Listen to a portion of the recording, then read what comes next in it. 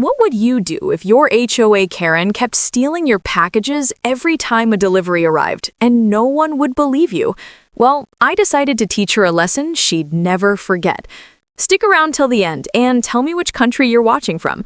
And don't forget to like, subscribe, and share for more crazy HOA and Karen stories. The trouble started on an ordinary Tuesday morning in Maple Ridge Estates, one of those neighborhoods that looked peaceful on the surface, but was ruled by a self-proclaimed HOA queen. Her name was Karen Wallace, and she was the kind of woman who believed that the neighborhood existed purely to serve her sense of superiority. Karen had eyes everywhere. From her front window, she monitored who came, who went, and even how long your garbage bins stayed out. Her favorite target, however, was her next-door neighbor, Ethan Carter, a quiet mon who worked from home as a graphic designer. Ethan wasn't one for confrontation. He paid his dues, followed the rules, and kept his yard tidy. But that didn't stop Karen from finding something to complain about. First, it was the color of his mailbox, then the unapproved garden gnome by his porch. And soon, it became something much worse. It started with small packages. A book order here, a small box there, things Ethan had ordered online that mysteriously disappeared before he got to them. At first, he thought it was porch pirates. It happens in every neighborhood, right? But the timing was too perfect. The packages would arrive while he was home, yet somehow vanish minutes later. Then one day, while reviewing footage from his new doorbell camera, Ethan saw the truth.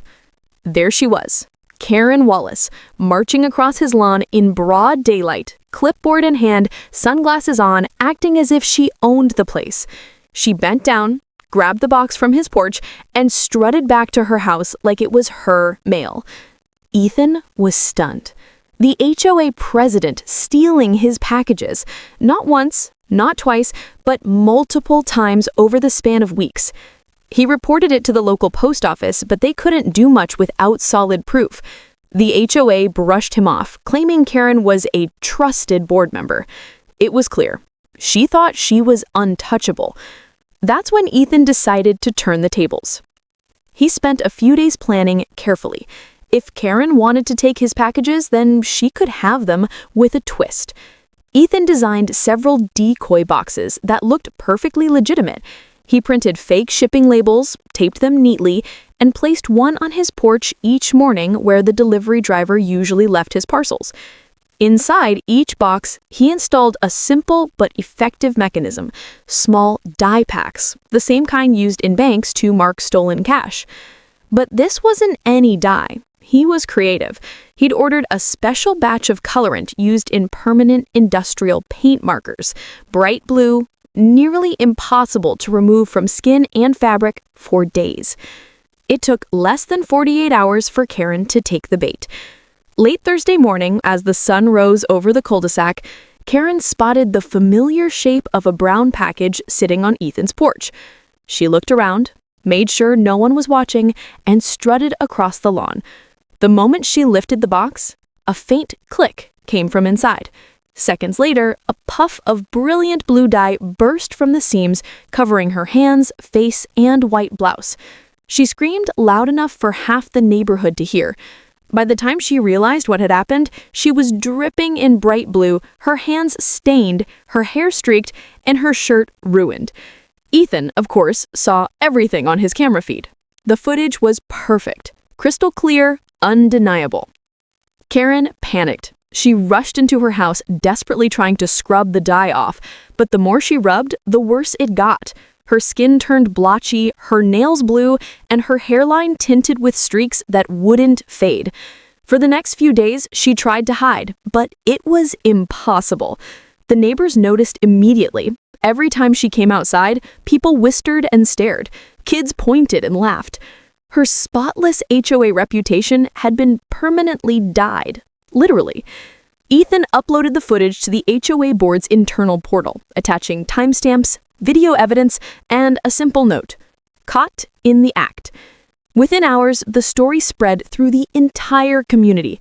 Homeowners who had once feared Karen now had proof of what she truly was. Several residents even came forward, claiming their packages had gone missing too. The HOA board had no choice but to call an emergency meeting. Karen tried to defend herself, claiming she had been inspecting the packages for security reasons. But the dye on her face told another story, one that the board couldn't ignore. She was forced to step down as HOA president immediately. But the humiliation didn't end there, because the local postmaster, who had received Ethan's complaint, now had official proof of mail theft, a federal offense. Within days, Karen was facing legal consequences far more serious than blue-stained hands. When the police arrived to question her, they couldn't hide their amusement. The woman who had once handed out citations for mailbox paint violations now stood in her driveway, bright blue and furious. The irony was perfect. The incident became the talk of the town, and soon the talk of the internet. The footage leaked online after another neighbor shared it on a local community page. Overnight, it went viral. The blue HOA Karen became a meme with screenshots and captions flooding social media. Karen tried to sue for defamation, but the video evidence worked against her. The court dismissed her claims and instead ordered her to pay restitution for the stolen items and community damages. Meanwhile, Ethan finally enjoyed peace for the first time in years. Deliveries arrived without issue. Neighbors who had once avoided him now stopped by to congratulate him. The HOA board, embarrassed by the scandal, even issued a written apology to all residents. Weeks later, Karen moved out of the neighborhood entirely. Her once pristine home sat empty for months before someone finally bought it at a much lower price than before. Ethan, on the other hand, didn't stop there. He used the experience to start a small online side business creating porch theft deterrent kits, selling harmless dye traps to homeowners nationwide. It was both a small act of revenge and a clever reminder that karma has a funny way of coloring the truth.